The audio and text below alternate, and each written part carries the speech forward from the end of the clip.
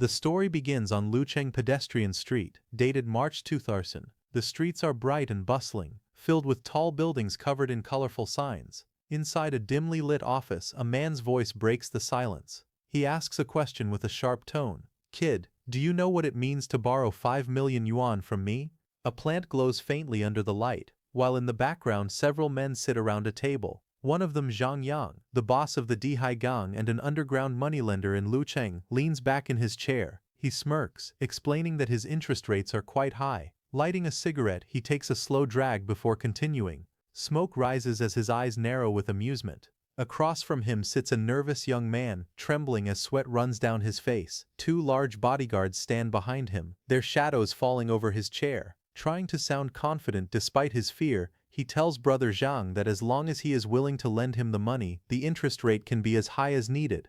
Zhang Yang leans forward, resting his chin on his hands. His tone turns calm yet dangerous. He says all right and tells the boy that it will be 4% daily interest. He will lend him 5 million, and he must pay back 7 million half a year later. He also tells the boy to write an IOU for 7 million first. Then Zhang Yang's eyes glint coldly as he adds that, at the same time, he must provide collateral of equal value. The young man trembles as he nervously holds out a document. His voice shakes as he speaks, telling Brother Zhang that it is his house's property deed, and asking him to take a look. Zhang Yang takes the paper and examines it with a faint smile. He comments that the house is a bit old now and worth only about 3 to 4 million yuan at most. In his mind he scoffs, thinking how foolish it is for someone to use a large flat apartment over 140 square meters for a high-interest loan. To him it is like a sheep willingly walking into a wolf's den. Leaning back in his chair, Zhang Yang says with a smirk that the young man named Chen cannot borrow 5 million with just that house. He tells him plainly that the deal can't be done. Pancaked, the young man clasps his hands together and pleads. He begs Brother Zhang not to refuse him, saying that even 4 million yuan would be enough. He tries to sound confident, claiming he has consulted a master who said his luck is good recently, and that he would earn the money back several times over soon. Zhang Yang relaxes in his chair, resting his arms behind his head. He says he can only lend 3.5 million yuan, claiming that any more and he would lose money. Inside he sneers to himself, thinking that the young man is nothing but a gambling fool despite his age, and now he has him completely under his control. The young man's expression brightens instantly. He thanks Brother Zhang over and over, promising that he will repay the money quickly. Zhang Yang leans forward with a cold smile, resting his chin on his clasped hands. He tells the young man that since he has agreed to the terms, he must pay back 4.9 million yuan within 3 months. If he fails to do so, his house will be taken as collateral. Then, in a calm tone, he adds that if there is no problem, the young man only needs to write the IOU, and the funds will be released within 3 days. The young man nods nervously, glancing down at the paper in his hands. He says there is no problem but hesitates for a moment before adding that he has one condition. Zhang Yang raises an eyebrow, intrigued, and leans in slightly, asking what it is. 10 minutes later, the deal is done. Outside the building, the young man steps out smiling, clutching his documents. One of Zhang Yang's men stands by the door, seeing him off with a polite tone saying, "Thank you for your patronage, Brother Chen. Take care." The young man looks at his phone and sees a message appear on the screen. His mobile account has received 3.5 million yuan. Relief and excitement flash in his eyes. After confirming the money, the young man smiles and calls Zhang Yang an idiot. His expression darkens as his eyes glow with a faint red light. A cold smile creeps across his face. He whispers to himself that the apocalypse will descend in 1 month, and when that happens, who would be left to repay this useless loan? With the money now in his hands, he vows to prepare well this time. He does not intend to live the same miserable life he lived in his previous one. In his previous life, a catastrophic natural disaster had struck the Blue Star. It was a terrifying event that completely altered the planet's ecosystem. The sun unleashed a surge of violent solar radiation, and the Earth was engulfed in searing light. The global temperature soared to nearly 50 degrees Celsius, turning the world into a blazing inferno. Under the burning skies, humanity was plunged into chaos. A 30-day high-temperature apocalypse began. Cities melted, the ground cracked, and the once living world became a wasteland of fire. In the ruins, even the animals turned feral. A black wolf with glowing red eyes gnawed hungrily at the remains of a scorched human arm. Meanwhile, back in the present, Zhang Yang laughed loudly in his office, holding the signed contract. He couldn't believe how easily the young man had agreed to raise the interest rate, just to get the money faster. His laughter echoed as he mocked, saying that gambling dogs like him didn't deserve a house anyway. One of his subordinates approached him, looking puzzled. The man hesitated before speaking, pointing out that the young man's house was worth over 4 million, yet he had accepted only 3.5 million without hesitation. The subordinate frowned and asked if there might be some kind of trick behind it. But Zhang Yang leaned back in his chair with a sly grin, his eyes gleaming under the dim light. He told his subordinate not to worry, saying he had seen plenty of gambling addicts before, people so desperate they would sell their own families for money. Compared to that, one house meant nothing. With a calculating tone, he ordered his man to contact the casino and rig the gambling results. When the time came, not only would they claim the house, but they also wouldn't let the borrower escape. He told him to sell anything valuable the man owned. The subordinate nodded eagerly and replied that he understood. The scene shifted to the city skyline glowing under the setting sun, where the tall HK Mall building stood against the horizon. The young man walked alone down the street, the orange light reflecting off his hoodie. He glanced at his phone and smirked. He thought to himself that there were still many good people in the world. All it took was a small increase in interest rates for that fool to hand over the money immediately. He chuckled softly, wondering if the man truly believed he could outsmart him. Calling the loan shark an old fool, he reminded himself that he had borrowed high-interest loans from every lender in Lucheng within a single day. He scoffed at the thought, confident that a mere rate hike meant nothing to him. As his eyes glowed faintly red, his smirk deepened. He declared that once the money was in his hands, no one should dream of ever getting it back. Then his thoughts darkened as memories of his previous life resurfaced. The earth drying up, vegetation dying, and living creatures mutating. Civilization had crumbled and humanity descended into chaos. Resources became scarce, forcing people to abandon morality, doing whatever it took just to survive. As the world descended into chaos, possessing resources became equivalent to possessing supreme wealth. Resources had become so scarce that people resorted to ruthless and violent means just to secure a small amount of survival materials. Even former billionaires and once famous stars were reduced to beggars. They had to kneel and plead for something as small as a sausage or a single cup of water. Those who couldn't secure resources were left to wander the streets aimlessly, eventually meeting a miserable death in the wastelands of the fallen world. But now everything was different. The young man had been reborn. He still had time before the disaster struck, enough time to prepare in advance, to seize what he needed before the world burned again. He lowered his hand, touching his face as a chilling smile formed. His eyes glimmered with cold determination, and faint sparks of red flickered around him. Moments later, while walking through the city, he heard laughter from a nearby cafe. He turned his head slightly, his sharp gaze shifting toward the sound. Inside a brightly lit dessert shop, two women chatted excitedly near the counter. Chen immediately remembered that this was the shop that carried the legendary Shugo assassin, a luxury ice cream said to be even more expensive than Haagen-Dazs, known as the noble among ice creams. Seeing this, the young man's gaze sharpened. His expression turned serious as he looked toward the counter, a flicker of recognition crossing his eyes. Memories from his past life surfaced. He remembered how he had always been reluctant to buy that extravagant treat for himself, yet he had purchased it multiple times for Lu Wancheng.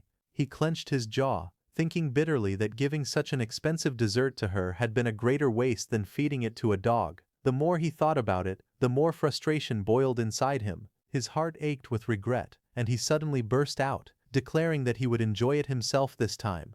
Charging toward the counter with determined steps, he slammed his hand down and spoke loudly to the staff, his tone confident and unrestrained. He asked for 10 of every flavor of ice cream available in the shop. Hearing that, the people around him gasped in surprise. One of the women exclaimed in disbelief, wondering if he could really afford that much. Another, eyes wide, whispered that the way he made the order looked incredibly cool.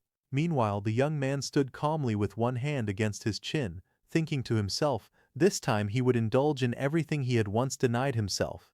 The shop attendant looked startled as she hesitated behind the counter. She stared at the young man in disbelief, thinking that although he was handsome, he didn't look rich at all. Her voice trembled slightly as she asked if he was serious about his order. Trying to confirm, she explained that their shop only sold high-end ice cream and that 10 of each flavor would cost more than 20,000 yo. She asked again, unsure if he really wanted to proceed. Nearby, a woman with long red hair sneered after overhearing the conversation. With a mocking smile, she said that someone like him dressed so plainly couldn't possibly afford such luxury. She laughed arrogantly and added that if he truly managed to pay for it, she would kowtow to him in public. The young man's eyes narrowed as he turned toward her, his tone calm but sharp. He asked if the words she had just said were true. The woman's smile faltered, her expression turning defensive. She snapped back, asking if he really expected her to bow to him, demanding to know what kind of person he thought he was to act so arrogantly. But the young man only smirked, his expression turning cold and confident. He told her that he was offering her a way out, but since she insisted on provoking him, she would definitely end up kowtowing. His voice lowered as he added with chilling certainty that not even God could stop it now. He had already spoken it into existence. The woman's face twisted in anger as she shouted at him, but the young man only smiled faintly, unfazed by her outburst. Turning toward the counter, he calmly instructed the shop attendant to pack all the ice cream in the store, saying that he would take everything. As the staff hesitated, he pulled out his phone and displayed his account balance, a staggering 20 million yuan. The woman's confident expression froze instantly, while the attendant's eyes widened in shock. Trembling, she stammered that she needed to confirm with her manager and quickly hurried away. Moments later, the store manager arrived. Bowing politely, he introduced himself as Fei Qi and asked what Mr. Chen required. The young man looked relaxed, his tone composed as he told the manager to calculate the total price of all the ice cream in the store and added casually that they wouldn't need to open for business today. Hearing this, Manager Fei blinked in disbelief but quickly nodded with a respectful smile. He told the young man to wait for a moment as he checked the inventory, secretly astonished. He muttered to himself, wondering what kind of big shot would buy up an entire month's sales revenue in one go. He thought about how few people ever purchased such expensive ice cream. Most customers only came to admire it. After a brief calculation, the manager returned and announced that the merchandise currently on display was worth 70,000 yuan, while the total stock including the inventory was around 1 million yuan. Hearing this, the young man smirked slightly. He thought to himself that it wasn't all that expensive after all. Since the apocalypse was coming anyway, he might as well empty their entire stock after all. If the world ended, he could simply sit at home and enjoy his ice cream in peace. Chen Xiao calmly told the manager that he would transfer a deposit of 300,000 yuan first and instructed him to deliver all the ice cream from their inventory to his address as soon as possible. The manager's eyes widened in surprise, but quickly turned into excitement. He eagerly nodded and assured Chen Xiao that everything would be handled right away, calling him Brother Chen, with sudden respect. With a slight smile, Chen Xiao turned toward the group of women standing nearby. His voice was calm but confident as he said they could choose any ice cream they liked from the store. Everything was on him. The women gasped in shock. One of them exclaimed happily that Chen Xiao was paying for it all, while another blurted out in disbelief at how rich he was. Their faces lit up with excitement as they admired him, whispering that he looked even more handsome now. Chen Xiao stood tall with a relaxed grin, his arms open in a confident gesture. Then his expression shifted slightly as he turned his gaze toward the red-haired woman who had mocked him earlier. His tone turned sharp as he reminded her that his offer excluded her. He was still waiting for her to keep her word and kowtow to him. The woman froze, her confidence vanishing. Her lips trembled as she tried to speak but only managed to stammer weakly. Moments later, unable to bear the humiliation, she dropped to her knees before him, bowing her head low to the ground. Chen Xiao looked down at her with a calm smile, standing tall and composed as the others stared in stunned silence. He then looked calmly ahead, his eyes half-lidded and his voice steady as he remarked that the woman should have known better than to show off. The scene then shifted to a peaceful view of a riverside lined with cherry blossom trees, petals drifting gently through the air under the glow of a warm sunset. Chen Xiao sat on a wooden bench, holding a popsicle in one hand, and taking a bite with a relaxed smile. He nodded to himself and commented that the ice cream, fittingly named Assassin, truly lived up to its reputation. Its taste and texture were exceptional. As he leaned back, he muttered softly while eating, but midway through his words he lifted his hand. A sudden surge of blue light appeared, twisting the air in front of him. A dark square-shaped portal shimmered into existence, surrounded by glowing energy lines. Chen Xiao explained to himself that his ability could keep anything inside it perfectly preserved, allowing him to enjoy fresh ice cream anytime he wanted. He smiled, amused by the thought, and casually flicked a small blue bag into the glowing portal. With a confident tone, he said that with this power, inviting over any star or young model wouldn't be a problem. Just thinking about it made him feel excited. Chen Xiao raised his hand as a black, glowing square appeared before him. He looked at it thoughtfully, his voice calm as he said that he hadn't expected his ability to be reborn along with him. He recalled that, in his previous life, abilities had only started awakening gradually after the apocalypse began. A faint smile appeared on his lips as he gazed at the mysterious power hovering above his palm. He admitted that he didn't fully understand how it worked, but he knew one thing for certain: this would become his greatest trump card in the days to come. He then sat back down on the bench under the cherry blossoms, petals drifting around him as the evening light glowed softly. In a quiet tone he said that it was time to start preparing for what lay ahead, building a safe house, setting up cold storage, gathering weapons and securing an energy reserve. With a small sigh, he muttered that he still had a lot to do. Just then, his phone suddenly chimed with a ringtone announcing, "Little Fairy is calling." Chen Xiao blinked in surprise and turned his head slightly. He pulled out his phone and frowned when he saw the name flashing on the screen, Liu Wanqing. His expression darkened as he muttered that it was her again, calling it bad luck. Chen Xiao paused when he saw the name Liu Wanqing glowing faintly in the darkness. After Chen Xiao's parents passed away, Liu Wanqing appeared in his life like a savior. In his grief and loneliness, he saw her as a source of warmth and light, someone who reached out a helping hand when the world felt empty. Back then, he was too naive to realize her true intentions. To him she seemed like the light that had entered his dark world. But in reality what she was after wasn't him, it was the inheritance his parents had left behind. Their relationship soon became one built on lies and manipulation. Chen Xiao remembered her sitting close to him, whispering softly that her mother insisted on certain conditions if he truly wanted to marry her. She told him that the large fully paid apartment in the city center had to be written under her name, along with a bride price of 880,000 yuan. He complied, blinded by love. Yet it felt like falling into a bottomless pit. She kept asking for more, reaching again and again until all his savings were drained.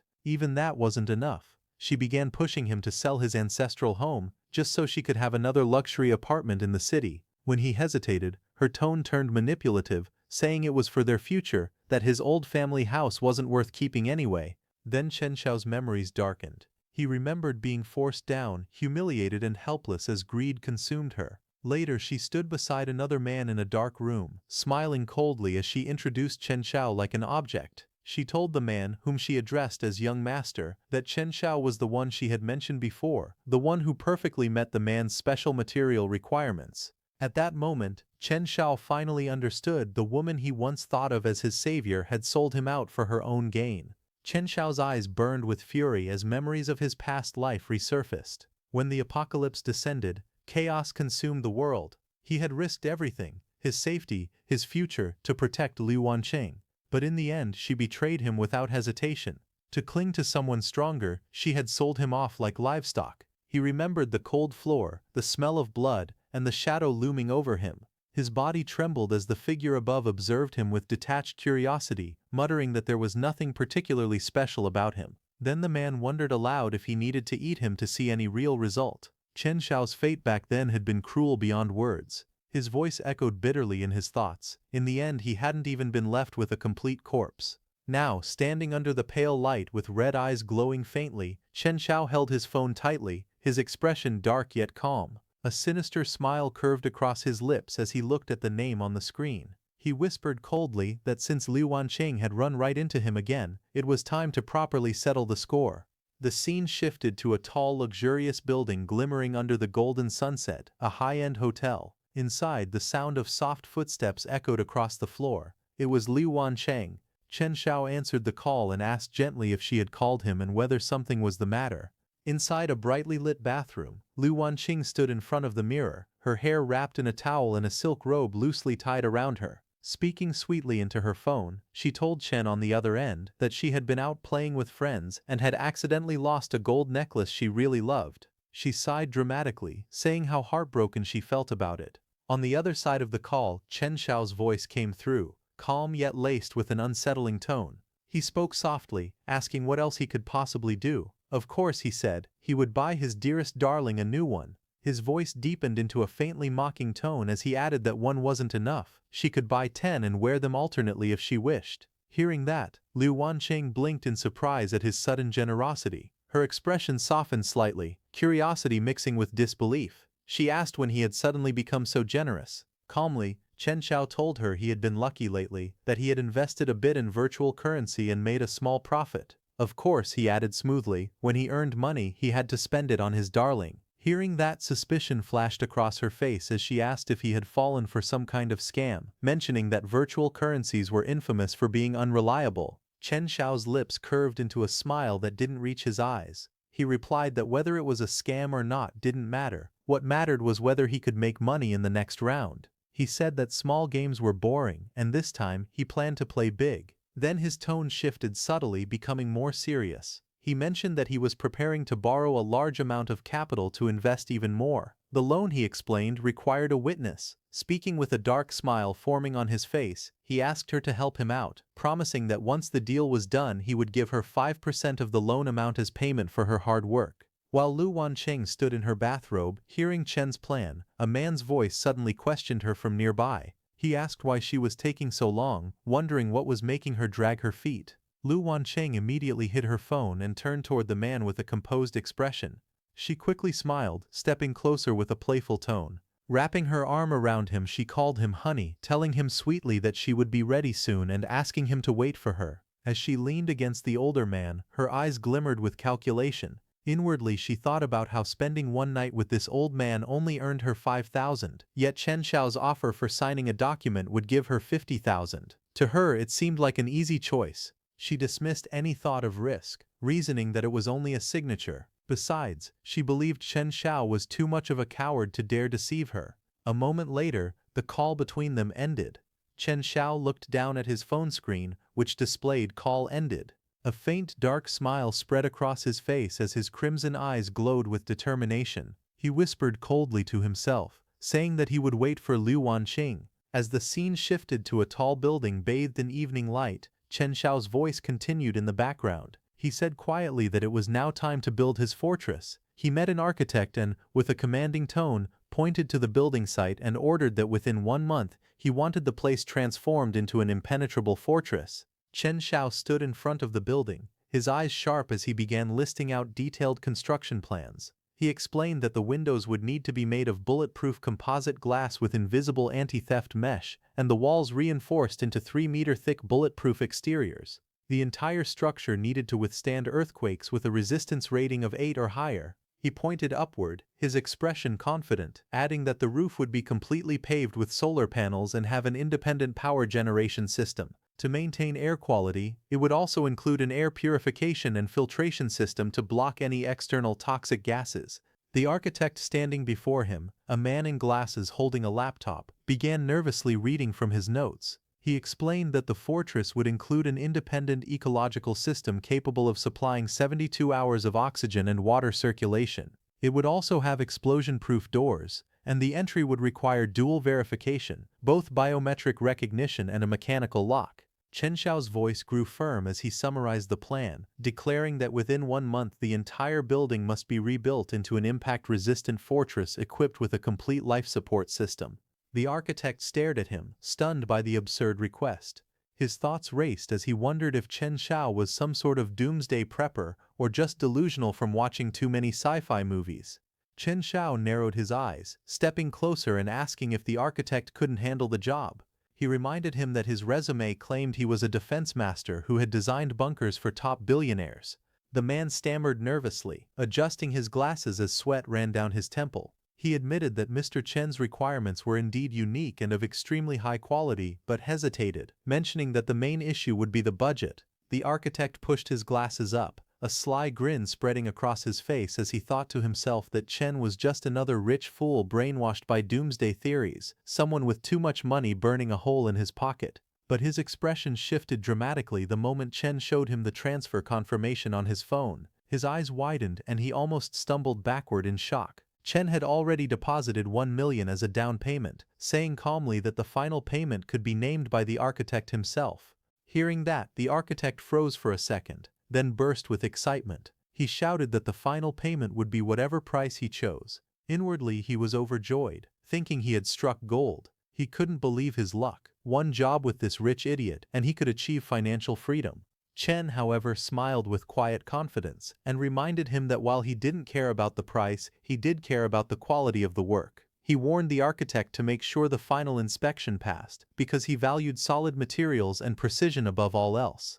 The two men leaned forward, shaking hands with forced smiles. The air between them felt like a clash of opposing flames, Chen's aura burning with fiery determination, while the architect's greed gleamed cold and sharp. Inwardly, the architect had his own plan. He decided to fleece Chen for all he was worth. Meanwhile, Chen thought to himself that he was going to make full use of this man's skills, laughing silently that once the apocalypse hit, the architect would have no way of finding him for the final payment. Later that night, Chen sat deep in thought. He said that with the fortress plan secured, the next step was gathering supplies, medicine, food, and daily necessities. Those were easy to handle, but there was something else that worried him more. Chen's mind echoed with a grim realization. He thought to himself that the most dangerous thing during the apocalypse wouldn't be natural disasters, but human nature itself once order was gone. In his vision, chaos and violence flashed before him. A monstrous shadow loomed with glowing red eyes, representing humanity's cruelty when laws collapsed. He muttered that cold weapons could easily be bought from hardware stores, but firearms, the kind capable of delivering a fatal blow, were much harder to obtain. Later that day, Chen walked alone through the quiet city streets. Checking his phone with a focused look, a message appeared from an unknown contact. It read, "First-hand source. Secretive channels. Not what you can't think of, but what you can't find. Honest transaction. Safety first." He quickly typed a reply asking, "How to buy?" Moments later, another message appeared on his screen, saying they would send him the address via private message. 8 p.m. tonight. No waiting for latecomers. That night, Chen walked through the dimly lit streets toward the meeting place. The air was cold, and the road was empty except for the faint glow of streetlights. He murmured to himself, wondering how much the seller wanted and where they should meet. Just as he continued walking under the blue streetlight, the sound of hurried footsteps echoed behind him. Several figures were approaching fast. A woman sprinted through the dark alley, her breathing heavy and desperate. Behind her, several men were in pursuit, shouting angrily for her to stop. Their voices echoed through the narrow streets as they hurled insults, demanding that she halt and calling her names. The woman's eyes were filled with fear, but she kept running without looking back. Her long hair whipped behind her as the sound of footsteps grew louder. But before they could catch up, the woman suddenly collided with someone standing at the corner. It was Chen. She immediately hid behind him. One of the men yelled again, his tone filled with rage, mocking her for trying to escape. "Keep running then," he shouted, before sneering, "You think you can cheat in my territory? You must be tired of living." Without hesitation, she clung to Chen's arm, trembling as she pleaded, asking him to please save her. Chen turned his head sharply, his expression shifting from confusion to shock when he saw her face clearly. Recognition flashed in his eyes. He muttered in disbelief, his heart pounding, "Is that her? Liju, how is she in a place like this?" Under the cold blue glow of a streetlight, a group of thugs surrounded Liu. One of them held her firmly by the arm while another swung a metal bat, pointing it threateningly toward Chen, who stood a few steps away. The gang leader, a man with blonde-streaked hair, glared furiously and shouted orders. Liu struggled desperately, her voice trembling as she cried out, her hair disheveled and her face twisted in pain. Seeing this, Chen's eyes darkened, and he muttered her name under his breath, "Liu." Memories flickered through Chen's mind. Images of their school days resurfaced. He remembered her clearly, the academic goddess from middle school, the girl countless boys had admired from afar. Back then she was bright, confident, and full of promise. Now, standing before him, she was a shadow of that memory, bruised, trembling, and pleading for help. Chen's jaw tightened, his gaze cold and focused. The tension in the alley thickened. It was clear that he was no longer just a bystander. His expression hardened as he listened to the thug gripping her hair and shouting in rage, demanding that she hand over the money. "Otherwise," the man growled, yanking her head back, "don't even think about leaving." One of the thugs, a man with blonde-streaked hair, sneered with a twisted grin as he spoke to his bald companion. He suggested that there was no point in wasting time talking. If the woman couldn't pay, he said mockingly, she could simply pay with her body. His tone was filled with cruelty and amusement. Before they could act further, a calm but firm voice cut through the night. Chen stepped forward, his expression cold and his presence commanding. A faint green light shimmered around him as he told them to let her go. The men turned, startled by the interruption. The woman's captor hesitated, still gripping her by the hair while the others exchanged glances. The leader frowned, irritation flashing across his face, and shouted angrily, "Where did this reckless kid come from? Trying to play the hero in front of me, I'll cripple you first." He lunged forward with fury, his fist swinging toward Chen with deadly intent. But in that instant, Chen's eyes narrowed, a chilling red gleam flashing in his gaze. In a blur of motion, Chen moved faster than the thug could react. His body turned sharply, and before the attacker could finish his swing, Chen dodged and got into a perfect position to counterattack. Chen's hand shot out, grabbing the attacker's wrist mid-swing. A sharp crack echoed through the alley, halting the assault in an instant. The bald man screamed in agony, shouting that his hand was broken. Before he could react further, Chen's expression turned cold.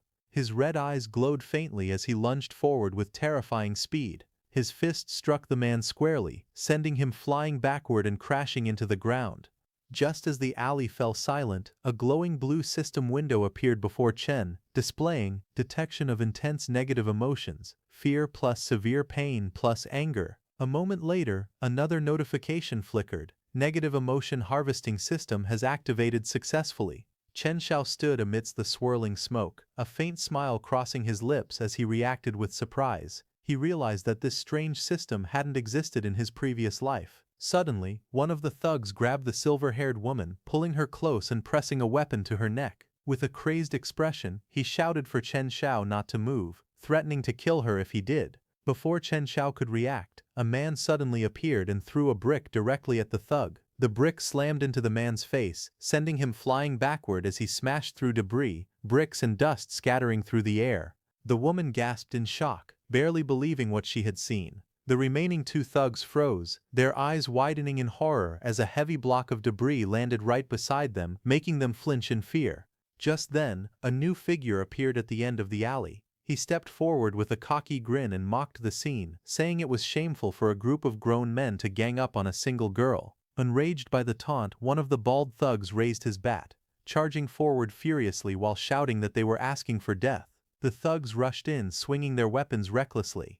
Chen Xiao moved first, his expression calm but sharp. With a swift motion, he deflected one attack, his hands striking with precise force. At the same time, the new boy launched a powerful kick, sending another thug flying backward. The alley echoed with heavy impacts as bodies hit the ground one after another. Chen Xiao's eyes glowed faintly red, his movements too fast for the eye to follow. In an instant, he appeared in front of another thug and delivered a clean, devastating punch that sent the man reeling.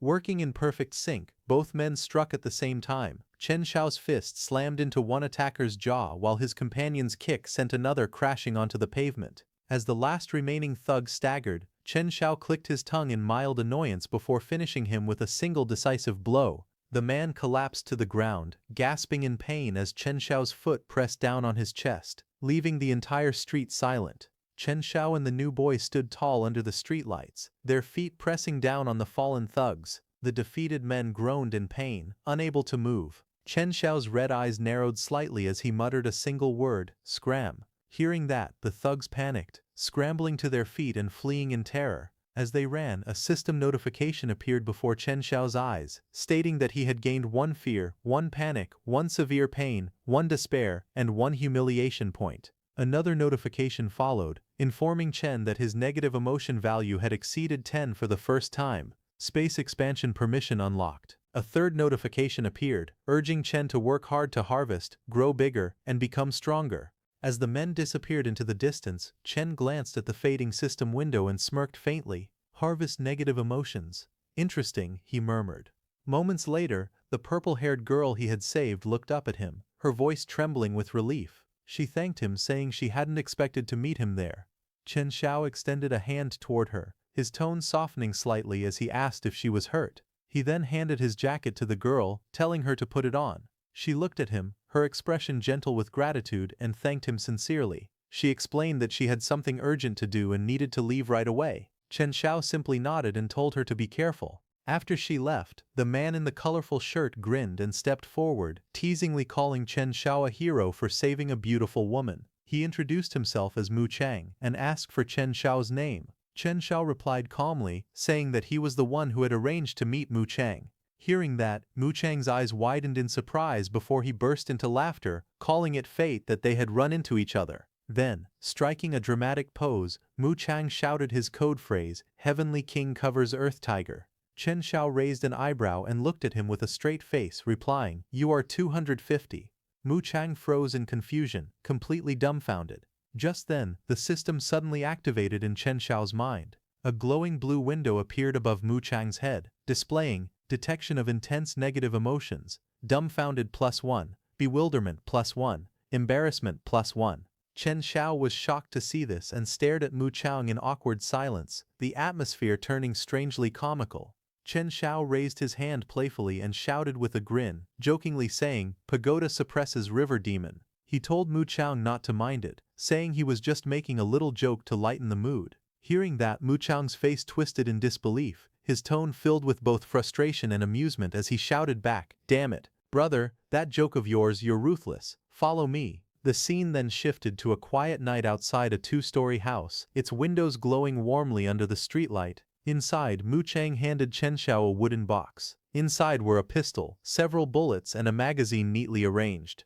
Mu Chang explained that it was a sturdy Russian-made gun, durable and reliable, but warned that there weren't many bullets, so he should use them sparingly. Chen Xiao inspected the weapon calmly while Mu Chang continued with a grin, saying that since Chen Xiao's skills were impressive and he seemed like an interesting guy, he would offer it at a friendship price, considering it as making a new friend.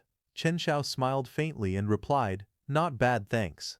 As Mu Chang watched closely, he noted how skillfully Chen Xiao handled the gun, his movements smooth and precise. His sharp eyes narrowed as he muttered to himself that the man was clearly an expert. Since everything checked out, there was no problem. Then Chen Xiao turned slightly, his tone casual yet teasing. He asked Mu Chang with a smirk whether the gun came with a free suppressor, if there was a warranty card, and whether he could maybe throw in another box of bullets. Hearing that, Mu Chang's eyes widened in shock, completely caught off guard by the unexpected remark. Mu Chang's expression froze in disbelief. He shouted inwardly that it was already a friendship price and demanded to know if Chen Xiao even understood what that meant. Frustrated, he clenched his fists and gritted his teeth, thinking that people were paying double the price for this gun on the black market, yet this guy still wanted a warranty and free extras. His anger spiked as he glared at Chen Xiao, his thoughts screaming that it felt like Chen was treating the deal as if he were buying home appliances. He almost wanted to yell for Chen Xiao to just rob him instead.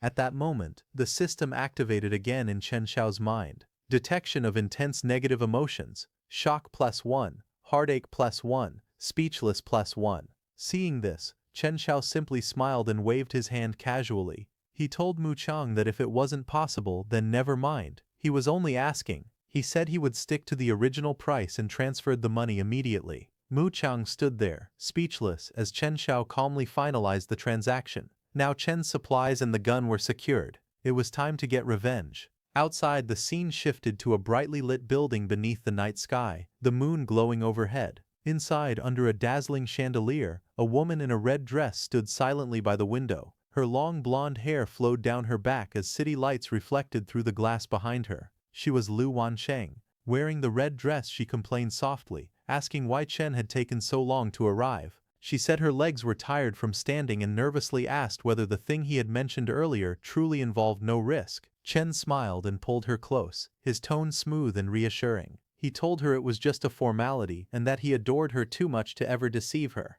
Hearing this, Lu Wansheng leaned back with a cigarette between her fingers, her expression turning sly. She thought to herself that Chen was just a gullible fool who had nearly sold his blood once just to buy her a handbag. She smirked, convinced that he was too infatuated to ever betray her. Then they went inside. In the room, Zhang Yang sat across from her, flanked by 2 bodyguards. He praised her confidence and said with a grin that her signature was beautiful. Lu Wanqing smiled faintly, unaware of the trap she had just walked into. Zhang Yang, wearing a cunning smile, watched as her signature appeared on the contract. Inwardly he mocked her, thinking that she believed she was only signing as a guarantor, when in truth, once her name was written, the entire debt would belong to her. As she signed, the scheming man's thoughts grew darker. He thought that once she failed to repay the debt, she would have no choice but to pay with her body. He grinned through a puff of smoke, murmuring to himself with a sinister laugh that when she couldn't repay, that would be when his fun began. Across the room, she stood before Chen Xiao, unaware of his calm expression as he watched her. Inwardly, Chen Xiao smirked and told her silently to go ahead and sign the so-called indentured servitude contract. He thought that her greed would perfectly cover the final payment for his safe house. Everything went unexpectedly smoothly, and he quietly thanked Liu Wanqing in his mind for making things so easy. Later that night, Chen Xiao stood outside a newly constructed building beside the architect, who proudly gestured toward it. He assured Chen that everything inside was reinforced to 120% of military standards, complete with heat insulation, soundproofing, explosion resistance, and anti-drilling layers. He boasted that the house could even withstand several nuclear bombs. Chen Xiao inspected the structure and nodded in approval. With a faint smile, he commented that the quality was good. The man, wearing dark sunglasses, grinned widely and said Chen could come back anytime if he needed more work done. Afterward, Chen Xiao sat alone in his new home, placing a case on the table as the television played in the background. The news anchor's voice filled the room, reporting that due to unprecedented super-strong solar flare activity, the world was about to experience continuous extreme high-temperature weather on a global scale. The broadcast continued, warning that temperatures across many regions would soon break all historical records, urging every citizen to prepare for protection. As the reporter's voice echoed faintly in the background, Chen Xiao wrapped a cloth around the barrel of his gun, his grip tightening. He lifted the weapon and pressed it against his temple with a faint smile, whispering a single word. Finally, his crimson eyes sharpened with determination. The reflection of burning light danced within them as he turned toward the massive window, his expression calm and resolute. The golden-orange light from outside cast a fiery glow across his face as he muttered quietly, "It's here." Outside, the sky was engulfed in a blinding inferno. A colossal sun-like flare loomed over the city skyline, flooding the world in crimson light. Chen Xiao stood before it in silence, gun in hand, watching as the fiery apocalypse began to descend upon the world.